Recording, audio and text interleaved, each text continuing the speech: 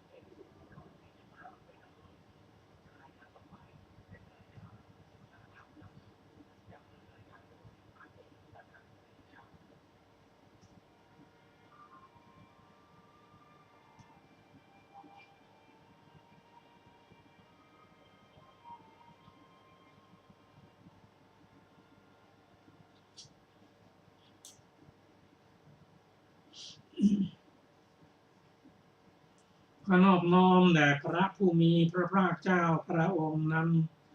ซึ่งเป็นผู้ไกลจากกิเลส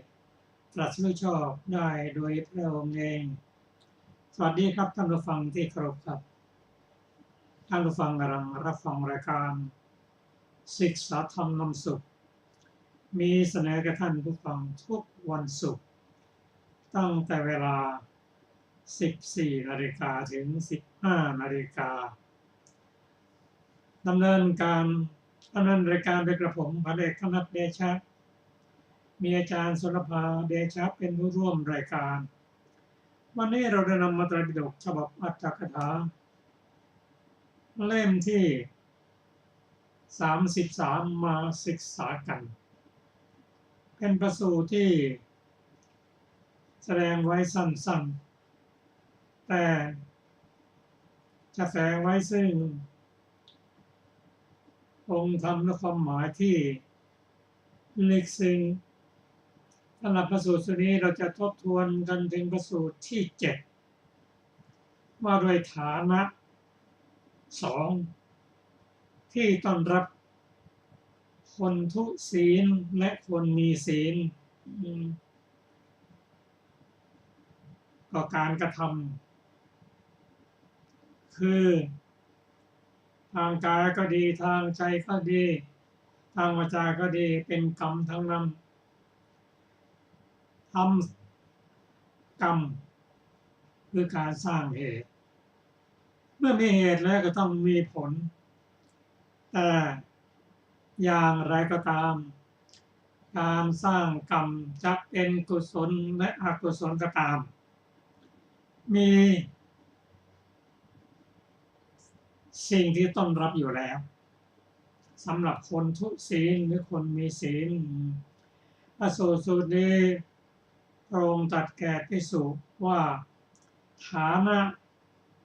ที่ต้อนรับคนทุศีลมีสองอย่างคือนรก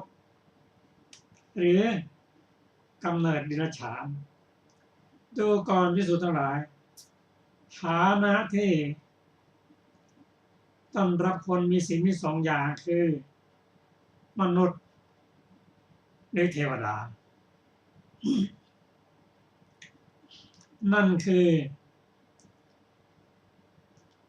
การแสดงถึงกรรมและการให้ผลของกรรมเรียกว่าสร้างเหตุและก็ต้องรับผลสำหรับผู้มีศีลนั้น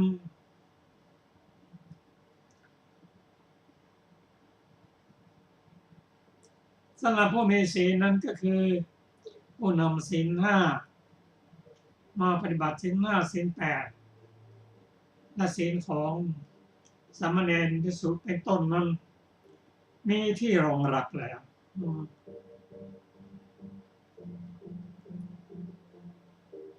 การจะตัดศีลนั้นชาวนะ โดยปกติแล้วชาวนะเป็นผู้ตัดสินชาวนะนั้นคือเส้นทางเดินของจิตรับผลการรับผลของชาวนะนั้นมีสองอย่างคืออกุศลหรือกุศลเขารับไว้สองอย่างไม่เกี่ยวข้องกับผู้ทำกรรมนั้นจะเป็นเพศหญิงเพศชายอายุมากหรือน้อยตำแหน่งสูงจะมาไปถึงแม่นักบวชก็ตามชาวนาเราตัดสินสองอย่างคือกุศลและอกุศลถ้าเป็นอกุศลนั้นการให้ผลของชาวนะนั้นรับผลของชาวนะนั้นจะมีอยู่7ขนาดด้วยกันเรื่องที่หนึ่งให้ผลในชาติปัจจุบันในอัตภาพนี้ดวงที่7นำไปรับวิบากเป็นชนกรรมที่เหลือจากนั้นไปให้ผลตั้งแต่ชาติที่2ถึงชาติที่6จนกว่าจะพ้นจากทุกข์จนกว่าจะถึงพระนิพพานจะเป็นกุศลก็ตามอกุศลก็ตามผลนั้นจะตามไปให้ผลไปในชาตินี้ทำปัจจุบันในชาตินี้ก็ได้รับชาตินี้ที่หนักก็ให้ผลในชาติที่2เดี๋ยวจากนั้นก็ตั้งแต่ชาติที่2ถึงชาติที่6การให้ผลนั้นมี2อย่าง1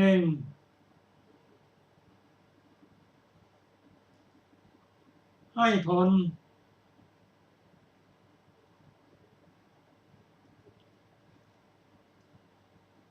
ที่เรียกว่า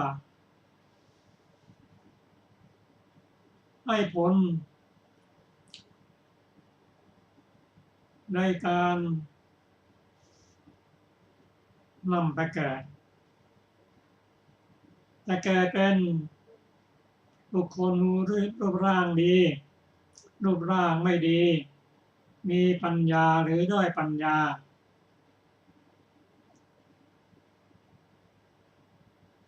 เป็นคนมีฐานะและไม่มีฐานะไปเกิดเป็นมนุษย์มั่งสัตว์มั่งเทวดามั่งอันนี้นำไปเกิดตัวชาวนะดวงที่7เนี่ยนำไปเกิดอย่างนี้ประการที่2ให้ผลในประวัติการคือตั้งแต่เกิดจนตายทำให้เห็นสิ่งที่ดีและไม่ดีได้ยินสิ่งที่ไพเราะหรือไม่ไพเราะได้กลิ่นที่ดีหรือไม่ดีได้รสที่ดีหรือเลวสัมผัสที่ดีหรือไม่ดีแม้แต่ธรรมารมณ์ที่ดีหรือไม่ดีก็ตามเรียกว่าให้ผลในทางประวัติการเพราะฉะนั้นผู้ที่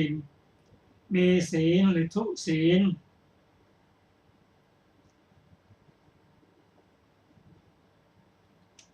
ใครจะเห็นไม่เห็นแต่ตัวเองรู้การได้ผลย่อมแน่นอนอันนี้เป็นการอธิบายสูตรที่7สั้น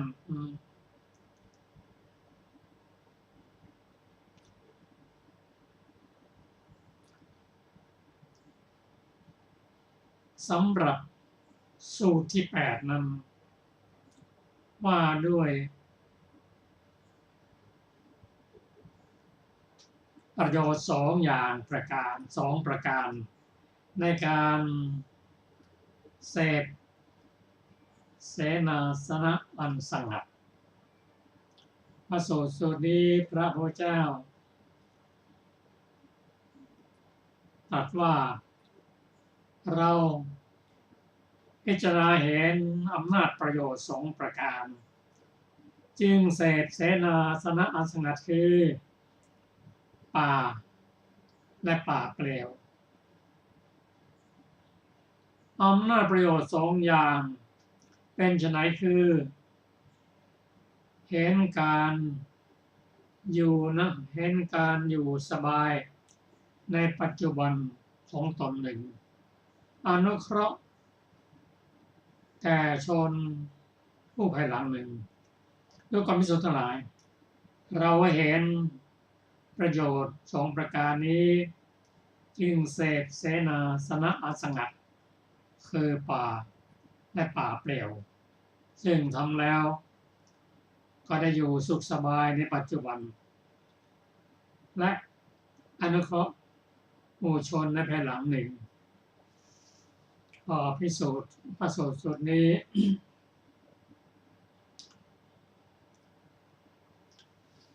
นั่นก็คือบุคคลผู้ไม่คลุกคลี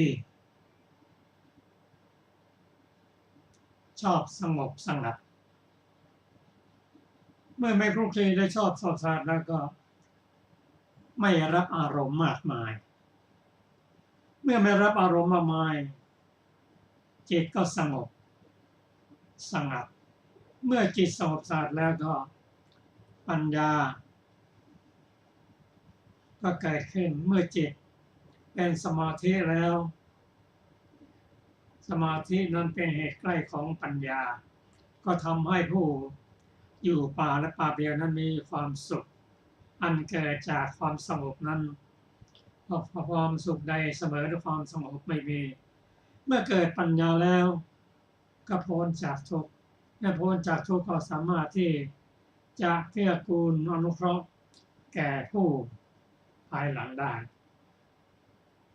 ก็ขอเชิญอาจารย์สุรภานำพระสูตรต่อไปมาศึกษากันค่ะสวัสดีค่ะท่านผู้ฟังที่เคารพทุกท่านพระสูตรที่จะได้ศึกษาต่อไปคือสูตรที่9ว่าด้วยธรรม2อย่างที่เป็นไปในส่วนแห่งวิชชาดูก่อนภิกษุทั้งหลายธรรม2อย่างเป็นไปในส่วนแห่งวิชชาธรรม2อย่างเป็นไฉน คือสมถะ1วิปัสสนา1ดูก่อนภิกษุทั้งหลายสมถะที่ภิกษุเจริญแล้วย่อมเสวยประโยชน์อะไรย่อมอบรมจิตที่อบรมแล้วย่อมเสวยประโยชน์อะไรย่อมละราคะได้วิปัสสนาที่อบรมแล้วย่อมเสวยประโยชน์อะไรย่อมอบรมปัญญาที่อบรมแล้วย่อมเสวยประโยชน์อะไรย่อมละอวิชชาได้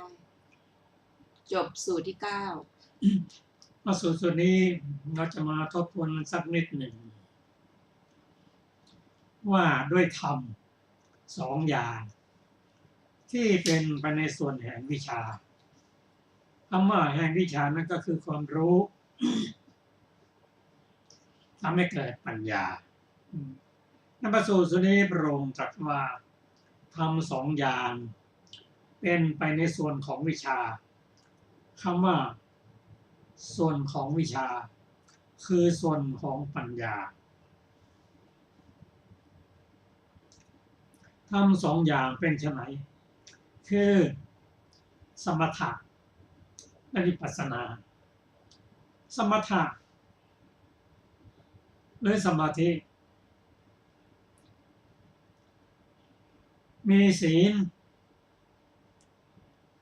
มีปัญญารวมอยู่ด้วยคือศีลสมาธิปัญญารวมอยู่ในสมถะเพราะฉะนั้นได้กล่าวว่าเป็นส่วนหนึ่งของปัญญา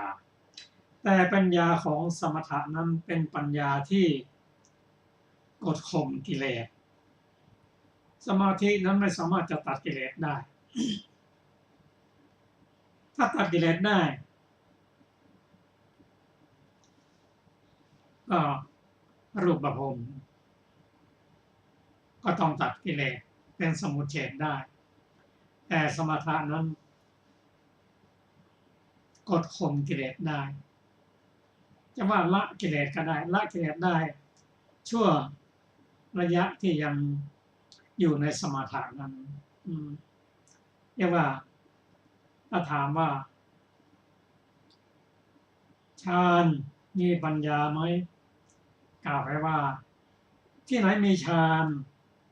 ที่นั่นมีปัญญาที่ไหนมีปัญญาที่นั่นมีฌานถ้ามีครบทั้งสองอย่างแล้วก็ไม่ห่างไกลจากนิพพานคือโอกาสที่จะได้วิปัสสนาได้รวดเดียวส่วนวิปัสสนานั้นก็เป็นปัญญาไปตามระดับขั้นเช่นโสรถญาณก็เป็นวิปัสสนาแต่โสรถญาณนั้นเป็นปัญญาตั้งแต่ในระดับหนึ่งเช่นนามรูปวินิเศษญาณปัจจยปริกหายานสัมมัทญาณอุทยพยานนั้นเริ่มวิปัสสนาแล้วเป็นปัญญาละได้ตามลำดับเป็นส่วนของปัญญา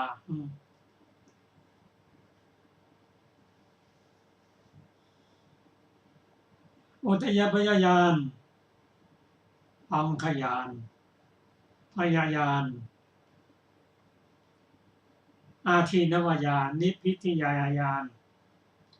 ปุญจติกัมมยตญาณปฏิสังขายานสังขารุเปขายานอนุรมญาณโพระดับภูญาณ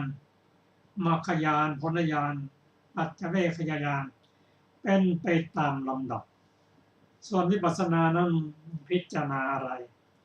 พิจารณาถึงรูปกับนามหรือขันธ์ห้าโดยใช้หลักที่พระองค์ตรัสไว้ว่าผู้ที่จะรู้จริงเกี่ยวกับรูปนามขันธ์ห้านั้นก็ต้องรู้ถึงองค์ธรรมว่าองค์ธรรมนั้นประกอบด้วยอะไรเช่นรูปองค์ธรรมของรูปนั่นก็ธาตุทั้งสี่นั่นเองธาตุดินธาตุน้ำธาตุไฟธาตุลมนั่นเองมีลักษณะอย่างไรรูปนั้นมีลักษณะการแตกทำลายไปในที่สุดเป็นอัพยากฤิรูปนั้นเป็นรูปที่เป็นเรียกว่าเป็นอารมณ์ไม่ใช่ตัวรู้เป็นตัวถูกรู้ร่างกายจะประดับประดาตกแต่งอย่างไรหิวหรือไม่หิวจิตเท่านั้นเป็นผู้รู้ร่างกายหารู้ไหมถ้ารูปนั้น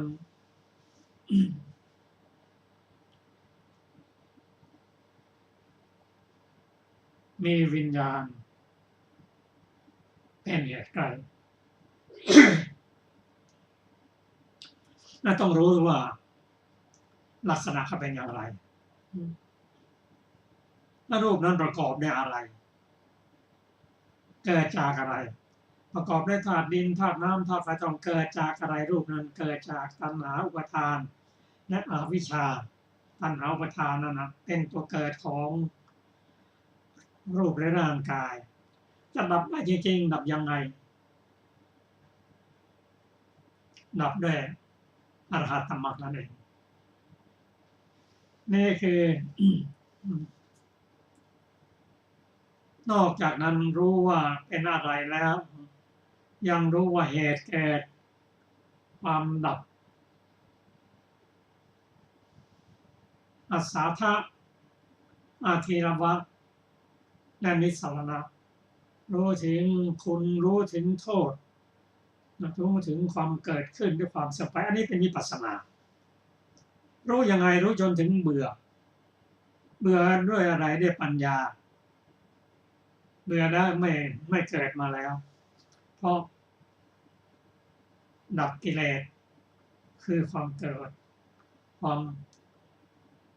ดับกิเลสคือโลภโกรธหลงด้วยอรหัตตมรรคอันนี้คือวิปัสสนา พิจารณาด้วยปัญญาสมถะก็มีปัญญาวิปัสสนาก็มีปัญญาแต่สมถะนั้นไม่ได้ตัดกิเลสอย่างสมบูรณ์แต่วิปัสสนานั้นถ้าทำไม่ถึงแล้วก็โดยสมบูรณ์เช่นปัญญาดับกิเลสในสังโยชน์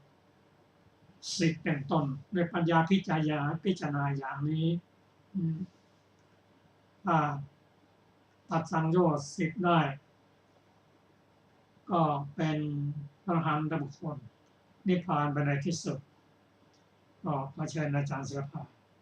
ค่ะต่อไปเป็นสูตรที่10ดูก่อนภิกษุทั้งหลายจิตที่เศร้าหมองด้วยราคะย่อมไม่หลุดพ้นหรือปัญญาที่เศร้าหมองด้วยอวิชชาย่อมไม่เจริญด้วยประการฉะนั้นแลดูก่อนภิกษุทั้งหลายเพราะสำรอกราคะได้จึงชื่อว่าเจโตวิมุตติเพราะสำรอกอวิชชาได้จึงชื่อว่าปัญญาวิมุตติจบสูตรที่10และจบภาลวรรคที่3สำหรับพระสูตรนี้พระองค์ตรัสว่าจิตที่เศร้าหมองด้วยราคะความจริงก็มีราคะก็มีโทสะโมหะแต่ราคะเป็นตัวตัณหาที่นำไปแก่จิตที่เศร้าหมองด้วยราคะนั้นเศร้าหมองอย่างไร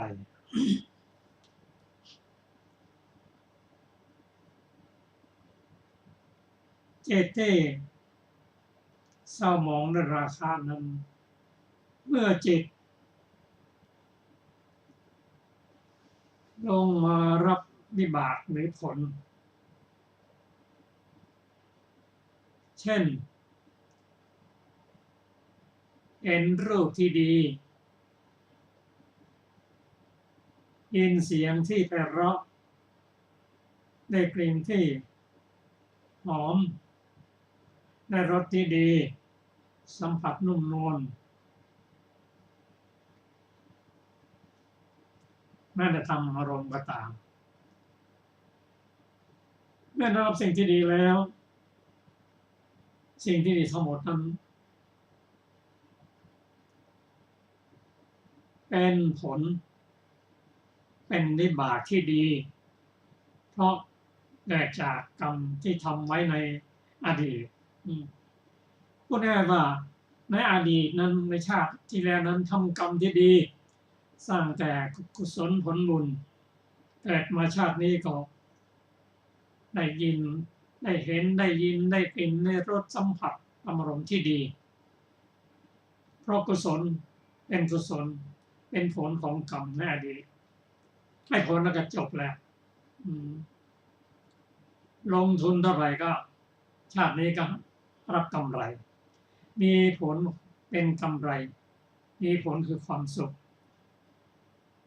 แต่คนจะจบแค่นั้นทำมาแล้วแค่นั้นก็ได้แค่นั้นแต่ยังมีความติดใจชอบใจเกิดความรักความใคร่เกิดราคะขึ้นมา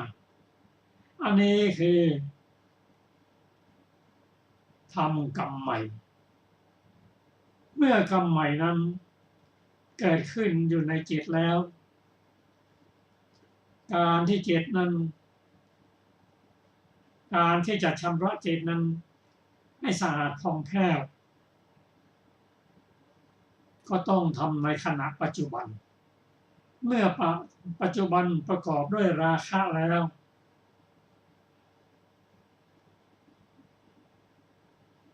จิตก็เศร้าหมองเมื่อจิตเศร้าหมองไม่ผ่องใสแล้วก็ปัญญาจะเกิดขึ้นไม่ใช่ฐานะไม่ใช่โอกาสพระบางสูตรในพระสูตรนี้ตรัสว่าขณะใดก็ตามที่มีราคะโทสะโมหะปัญญาไม่เกิดขึ้นปัญญาดับเพราะเมฆหมอกคือตัวกิเลสนี้เป็นบังปัญญาไม่ให้ปัญญาเกิดขึ้นจึงกล่าวได้ว่าขณะใดที่มีราคะโทสะโมหะขณะนั้นไม่มีปัญญาหรือบุญกุศลเกิดขึ้นไม่ได้เพราะธาตุใครธาตุมันขณะนั้นธาตุที่เป็นกุศลยังอยู่ในจิตใจธาตุที่เป็นอกุศลก็เกิดขึ้นไม่ได้นึกตัดไปว่าขณะใดที่จิตเศร้าหมองด้วยราคะ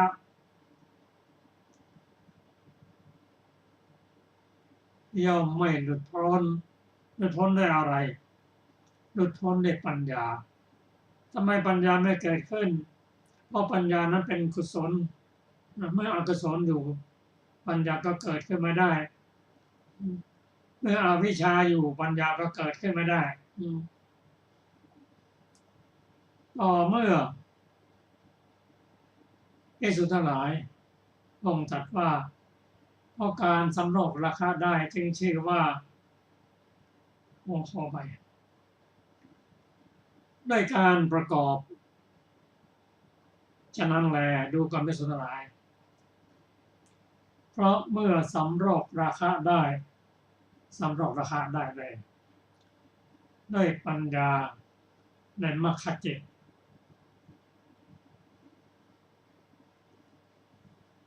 จึงชื่อว่าเจโตวิมุตติการสำรอกด้วยในทางเจโตเรียกว่าเจโตวิมุตติแต่การสำรอกทางเจโตวิมุตตินั้นกล่าวไว้ว่าถ้าในระดับของ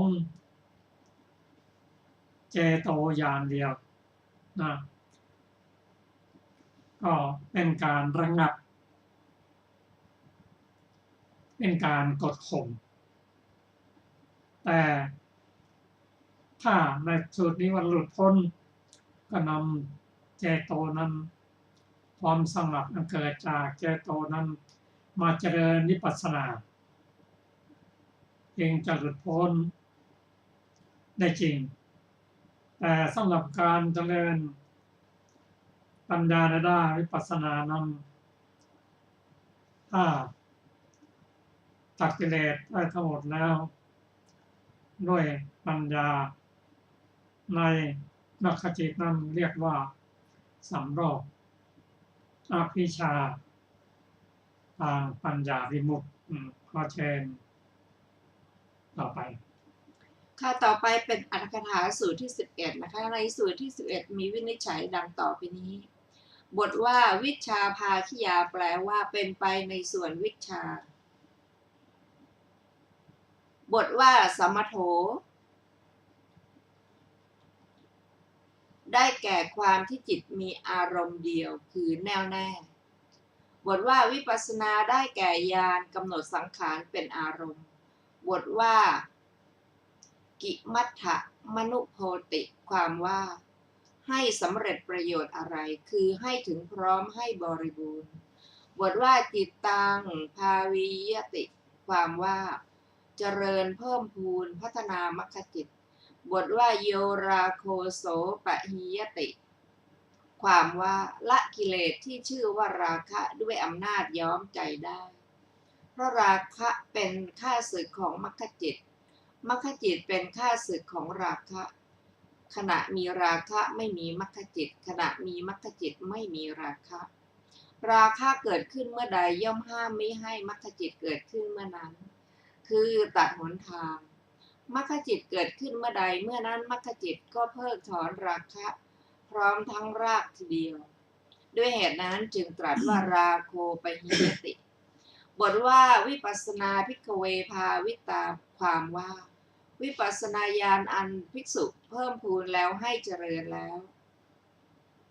บทว่าปัญญาภาวิยติความว่ามรรคปัญญาอันวิปัสสนาให้เจริญคือให้เพิ่มพูนให้พัฒนาบทว่ายาอวิชชาสาปหิยติความว่าละอวิชชาใหญ่ที่มีมูลแห่งวัตตะได้ในฐานะทั้ง8อวิชชาเป็นข้าศึกของมรรคปัญญามรรคปัญญาก็เป็นข้าศึกของอวิชชาในขณะมีอวิชชาไม่มีมรรคปัญญา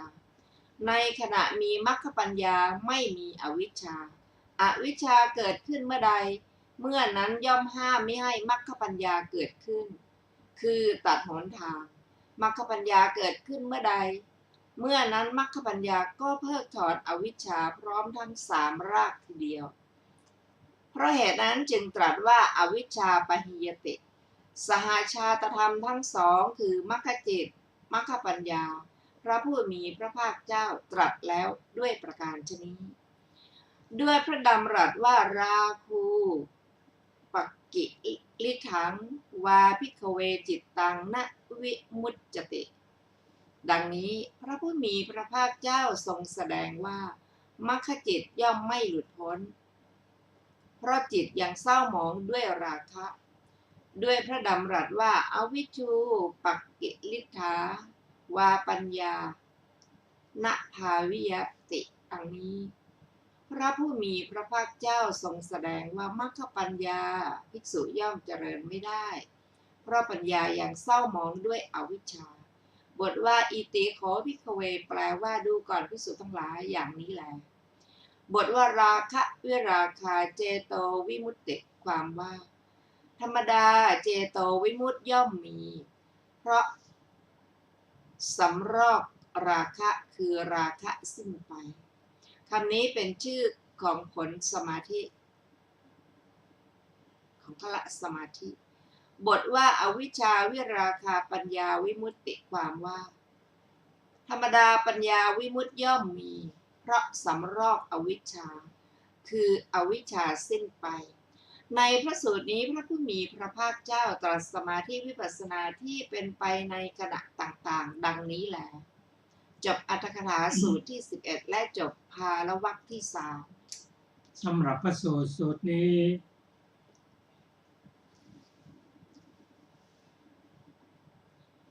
องค์แสดงถึงอวิชชาคือความไม่รู้ในฐานะ8นั่นคือไม่รู้จักทุกข์ไม่รู้เหตุของทุกข์ไม่รู้ถึงความดับทุกข์ไม่รู้ถึงทางดำเนินไปแห่งความดับทุกข์ไม่รู้จักขันธ์ยตธาตุที่เป็นไปในอดีตและในอนาคตและไม่รู้จักขันธ์ยตธาตุที่เป็นไปในอดีตและอนาคตไม่รู้จักปฏิจจสมุปบาทและปัจจัยการเป็นต้นวันนี้เป็นอวิชชาที่ไม่รู้ในฐานะ8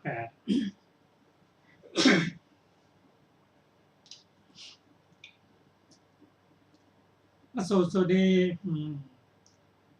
รองตรัสว่าอวิชชาเกิดขึ้นเมื่อใดเมื่อนั้นย่อมห้ามมิให้มรรคปัญญาเกิดขึ้นถ้าพูดง่ายๆคือตราบใดที่ยังมีกิเลสอยู่ปัญญาก็ไม่เกิดถ้าปัญญา จิตในมรรคจิตเกิดปัญญาขึ้นนั่นคือกิเลสย่อมดับโอเคสู้ต่อไป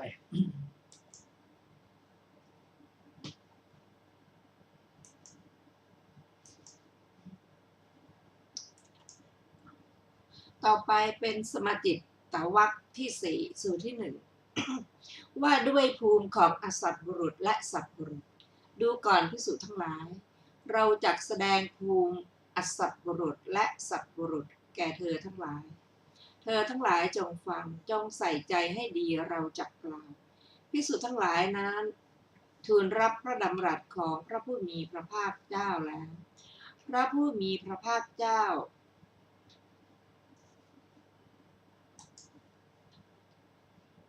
ได้ตรัสว่าดูก่อนภิกษุทั้งหลายก็ภูมิอสัตบุรุษเป็นไฉนอสัตบุรุษย่อมเป็นคนอกตัญญูกตเวทีก็ความเป็นคน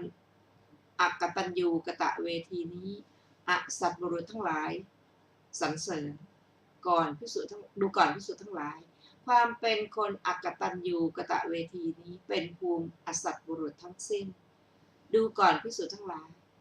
ส่วนสัตบุรุษย่อมเป็นคนกตัญญูกตเวทีก็ความเป็นคนกตัญญูกตเวทีนี้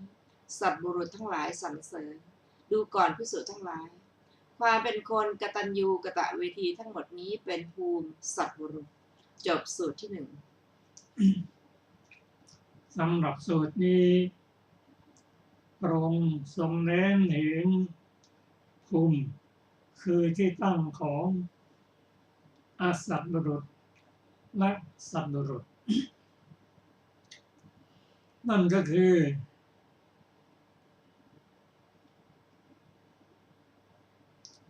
กตัญญูกตเวที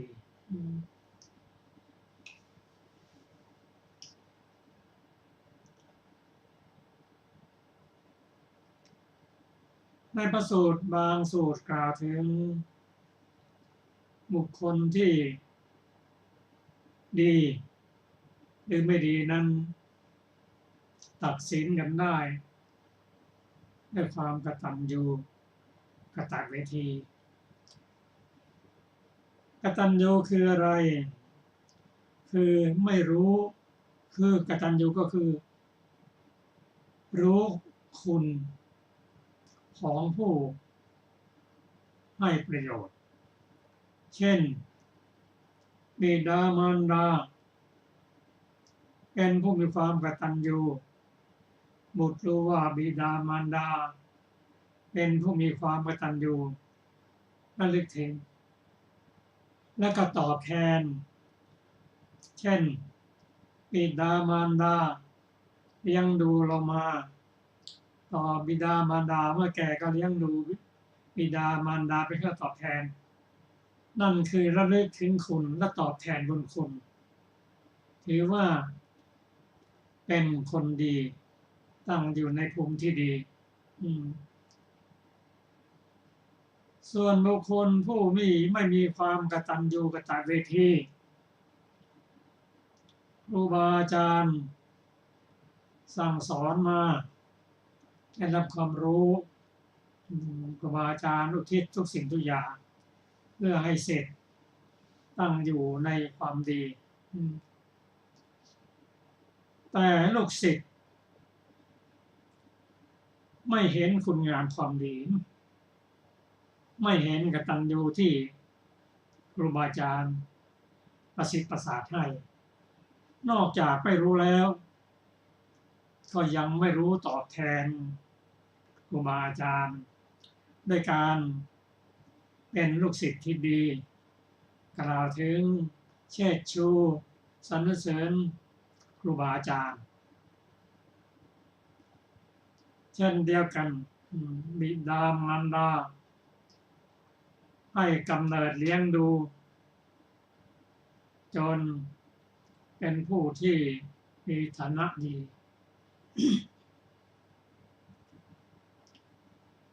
แต่ไม่รู้หรอกว่า นั่นบิดามารดาเป็นผู้มีความกตัญญูนอกจากไม่รู้แล้วก็ไม่ตอบแทนด้วยเรียกว่าเป็นบุคคลที่ไม่มีความกตัญญูกตเวทีตั้งอยู่ในฐานะที่เป็นอสัตบุรุษถามว่าทำไมจึงเป็นอย่างนั้นบุคคลที่มีความกตัญญูกตเวทีนั้นในจริงๆแล้วก็อาจใช่เป็นบุคคลตัวตนผู้ใดไม่แต่เป็นจิตที่ได้รับการอบรมมาเป็นจิตที่ประกอบด้วยศรัทธาสติหิริโอตตัปปะอโลภะอโทสะอโมหะตัตตรมัชฌัตตา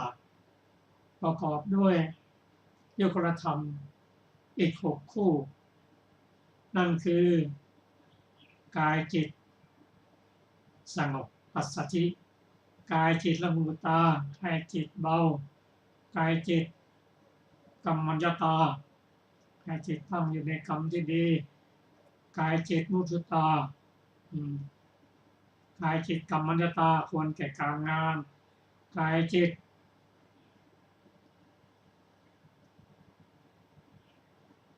อุชุกตาและกายจิตบาคุญญตาและประกอบด้วยวิรติ3อัปปนา2และปัญญาเป็นผู้มีปัญญา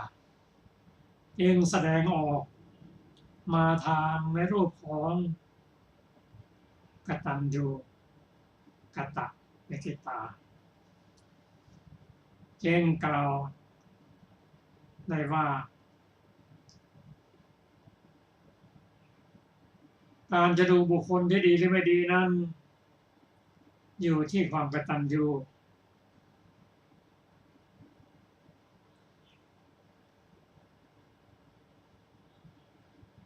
และการตอบแทนกับพระโสดนี้พระองค์ทรงสรรเสริญ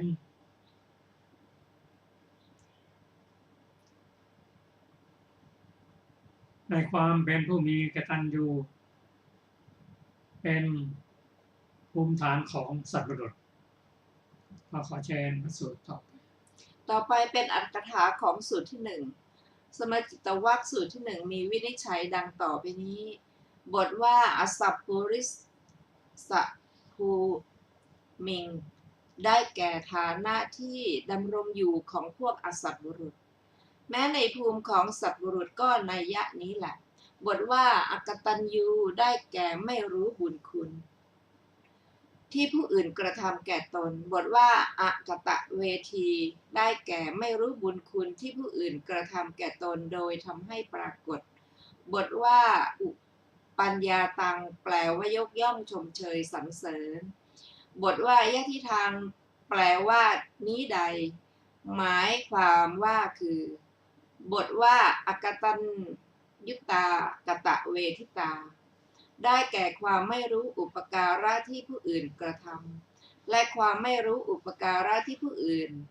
กระทำโดยทำให้ปรากฏคือไม่ตอบแทนคุณเขาบทว่าเกวะลาแปลว่าทั้งสิ้น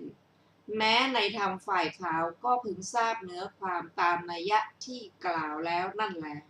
จบอรรถกถาสูตรที่1ต่อไปเป็นสูตรที่2บุคคล2พวกที่กระทำตอบแทนไม่ได้ง่ายดูก่อนภิกษุทั้งหลายเรากล่าวการกระทำตอบแทนไม่ได้ง่ายแก่ท่านทั้งสองท่านคือใครคือมารดา1บิดา1ดูก่อนภิกษุทั้งหลายบุตรพึงประคับประคองมารดาด้วยบ่าข้างหนึ่งพึงประคับประคองบิดาด้วยบ่าข้างหนึ่งเขามีอายุมีชีวิตอยู่ตลอด100 ปีและเขาพึงปฏิบัติท่านทั้งสองนั้นด้วยการอบกลิ่นการนวดการให้อาบน้ำและการดับ และท่านทั้งสองนั้นพึงถ่ายอุจจาระปัสสาวะบนบ่าทั้งสองของเขานั่นแหละดูก่อนภิกษุทั้งหลายการกระทำอย่างนั้นยังไม่ชื่อว่าอันบุตรทำแล้วหรือทำตอบแทนแล้วแก่มารดาบิดาเลยดูก่อนภิกษุทั้งหลายอันหนึ่งบุตรพึงสถาปนาบิดามารดาในราชสมบัติอันเป็นอิสราธิปัตย์ในแผ่นดินใหญ่อันมีรัตนะ7ประการมากหลายนี้การกระทำกิจอย่างนั้นยังไม่ชื่อว่าอันบุตรทำแล้วหรือทำตอบแทนแล้วแก่มารดาบิดาเลยข้อนั้นเพราะเหตุไรเพราะมารดาบิดามีอุปการะมากบำรุงเลี้ยงแสดงโลกนี้แก่บุตรทั้งหลายส่วนบุตรคนใดยังมารดาบิดาผู้ไม่มีศรัทธาให้สมาทานตั้งมั่นในศรัทธาสัมปทายังมารดาบิดาผู้ทุศีลให้สมาทานตั้งมั่นในศีลและสัมปทายังมารดาบิดาผู้มีความตระหนี่ให้สมาทานตั้งมั่นในจาคะสัมปทายังมารดาบิดาผู้สามปัญญาให้สมาทานตั้งมั่นในปัญญาสัมปทาดูก่อนภิกษุทั้งหลายด้วยเหตุมีประมาณเท่านี้แลการกระทำอย่างนั้นย่อมชื่อว่าอันบุตรนั้นทำแล้วและตอบแทนแล้วแก่มารดาบิดาจบสูตรที่2ซึ่งมีอรรถกถาดังต่อไปนี้บทว่ามาตุจะปัตตุจะได้แก่มารดาผู้บังเกิดเกล้าหนึ่งบิดาผู้บังเกิดเกล้าหนึ่งบทว่าเอเกนะภิกขเวอังเสนะมาตรังปริหะระยะความว่าบุตรพึงปรนนิบัติมารดาแบกไว้บนจงอยบ่าข้างหนึ่งบทว่าเอเกนะอังเสนะปิตรังปริหะระยะความว่าบุตรพึงปรนนิบัติบิดาแบกไว้บนจงอยบ่าข้างหนึ่งบทว่าวัสสตายุโกวัสสตาชิวาความว่ามีอายุถึง100ปีทรงชีพอยู่100ปี มีคำอธิบายว่าถ้าบุตรคิดว่าจะตอบแทนคุณบิดามารดากระวีกระวาดให้มารดานั่งบนจงอยบ่าข้างขวาให้บิดานั่งบนจงอยบ่าข้างซ้ายมีอายุถึง100ปีทรงชีพแบกไว้100ปีบทว่าโสจะเนสังอุชาธนะปริมัทนันหาปะนะสัมภาหะเนนะความว่าบุตรนั้นแลพึงบำรุงบิดามารดาผู้นั่งอยู่บนจงอยบ่านั่นเองด้วยการอบกลิ่นให้ตัวหอมเพื่อบรรเทากลิ่นเหม็นด้วยการนวดมือเท้าเพื่อบรรเทาเวลาหนาวให้อาบน้ำอุ่นเวลาร้อนให้อาบน้ำเย็นด้วยการดัดมือดึงมือและเท้าเป็นต้นบทว่าเตจะตัดเถวะความว่าบิดามารดาทั้งสองก็นั่งทายอุจจาระปัสสาวะอยู่บนนั่นแหละคือบนจงอยบ่าทั้งสองของบุตรนั้นบทว่านะตะเววะภิกขเวความว่าดูก่อนภิกษุทั้งหลายด้วยอาการปรนนิบัติถึงเพียงนี้จะเป็นอันบุตรนั้นได้ทำคุณหรือได้ตอบแทนคุณแก่บิดามารดาแล้วหาไม่ได้เลยบทว่าอิสราธิปัจเจรัจเจพระผู้มีพระภาคเจ้าตรัสหมายถึงความเป็นพระเจ้าจักรพรรดิทีเดียวบทว่าอาปาหกาแปลว่าเป็นผู้ให้เติบโตเป็นผู้ดูแลเพราะบุตรทั้งหลายบิดามารดาทำให้เติบโตและดูแลแล้วบทว่าโปสกาได้แก่เป็นผู้เลี้ยงดูโดยให้มือเท้าเติบโตให้ดื่มโลหิตในหทัยพระบิดามารดาเลี้ยงบุตรอย่างดีประคบประงมด้วยข้าวน้ำเป็นต้นบทว่าอิมัสสะโลกัสสะทัสเสตาโรความว่าถ้าในวันที่บุตรเกิดบิดามารดาจะจับเท้าบุตรเวียงไปในป่าหรือในเหวบุตรก็จะไม่ได้เห็นอิทธารมและอนิถารมในโลกนี้แต่เพราะท่านไม่ทำอย่างนี้ฟูมฟักเลี้ยงดูบุตรจึงเห็นอนิถารมเห็นอิทธารมและอนิถารมในโลกนี้ พระอาศัยบิดามารดาฉะนั้นบิดามารดาจึงชื่อว่าเป็นผู้แสดงโลกนี้แก่บุตรบทว่าสมาทเปติได้แก่ให้เธอถือในพระสูตรนั้นพระผู้มีพระภาคเจ้าตรัสศรัทธาศีลจาคะปัญญาผสมกันทั้งโลกิยะและโลกุตระภิกษุเช่นพระธรรมเสนาบดีสารีบุตรเถระพึงทราบว่ายังบิดามารดาให้ตั้งมั่นอยู่ในคุณธรรมนั้นจบอรรถกถาสูตรที่สองในพระสูตรนี้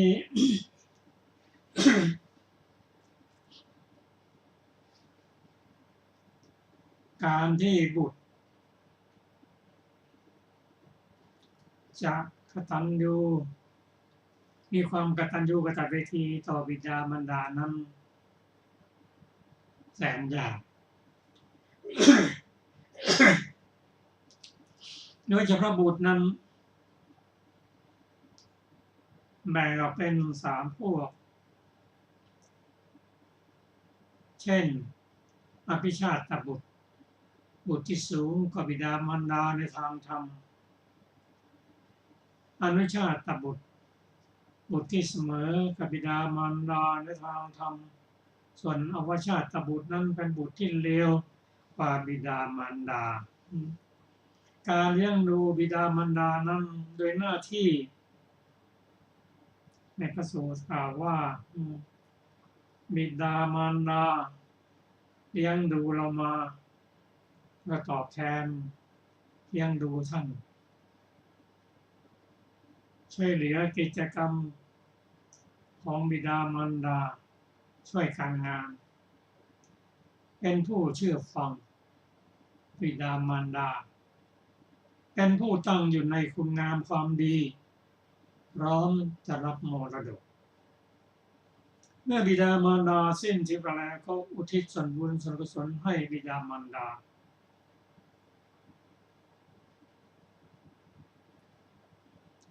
ส่วนการเลี้ยงดูบิดามารดานั้นเลี้ยงดูในด้านของโลกธรรมและเลี้ยงดูในด้านของการให้ธรรมะเลี้ยงดูบิดามารดาด้วยการให้อาหารด้วยปัจจัย4ที่อยู่อาศัยเสื้อผ้าอาหารเป็นต้นซึ่งรายละเอียดนั้นมีมากในพระสูตรบางคราวบางสูตรกล่าวว่าเมื่อบุตรดีได้ดีแล้วอยู่ในเสนาสนะอันสมควรแล้วก็ให้บิดามารดาไปอยู่ที่ไม่สมควรอันนี้ก็ถือว่าเลี้ยงดูด้วยปัจจัย4อันไม่สมควรแต่การเลี้ยงดูด้วยปัจจัย4ในทางโลกนั้นเป็นคุณงามเป็นการตอบแทนระลึกถึงคุณงามประเดียวตอบแทนประการหนึ่งแต่ที่ประเสริฐกว่านั้นก็คือเมื่อบิดามารดาไม่ได้ตั้งมั่นอยู่ในศีลก็แนะนำให้ท่านไม่มีสิ่งที่พึ่งอันเกษมก็แนะนำให้ท่านมีพระพุทธเจ้ามีพระธรรมพระสงฆ์เป็นที่พึ่งที่อาศัยที่ไปในเบื้องหน้าก็ให้ท่านได้ศึกษาในด้านการเป็นธรรมให้พ้นจากอบายเข้าสู่สุคติโลกสวรรค์และพ้นจากทุกข์ในสุดเป็นต้น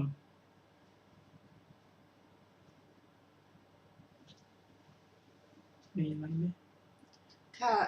ต่อไปเป็นสูตรที่3นะคะว่าด้วยไม่ควรทำทุจริต3ควรทำสุจริต3ครั้งนั้นแลพราหมณ์คนหนึ่งเข้าไปเฝ้าพระผู้มีพระภาคเจ้าถึงที่ประทับได้ปราศัยกับพระผู้มีพระภาคเจ้าครั้นผ่านการปราศัยพอได้ระลึกถึงกันไปแล้วจึงนั่งหน้าที่ควรส่วนข้างหนึ่งครั้นแล้วได้ทูลถามพระผู้มีพระภาคเจ้าว่าท่านพระโคดมมีวาทะว่าอย่างไรกล่าวว่าอย่างไรพระผู้มีพระภาคเจ้าตอบว่าดูก่อนพราหมณ์ เรามีวาทะว่าควรทำและมีวาทะว่าไม่ควรทำพราหมณ์ท่านพระโคดมมีวาทะว่าควรทำและมีวาทะว่าไม่ควรทำอย่างไรพระผู้มีพระภาคเจ้าตรัสว่าดูก่อนพราหมณ์เรากล่าวว่าไม่ควรทำกายทุจริตวจีทุจริตมโนทุจริตเรากล่าวว่าไม่ควรทำอกุศลธรรมอันลามกหลายอย่างและเรากล่าวว่าควรทำกายสุจริตวจีสุจริตมโนสุจริต เรากล่าวว่าควรทำกุศลธรรมหลายอย่างดูก่อนพราหมณ์เรากล่าวว่าควรทำและกล่าวว่าไม่ควรทำอย่างนี้แล พราหมณ์ข้าแต่ท่านพระโคดมภาษิตของพระองค์แจ่มแจ้งนัก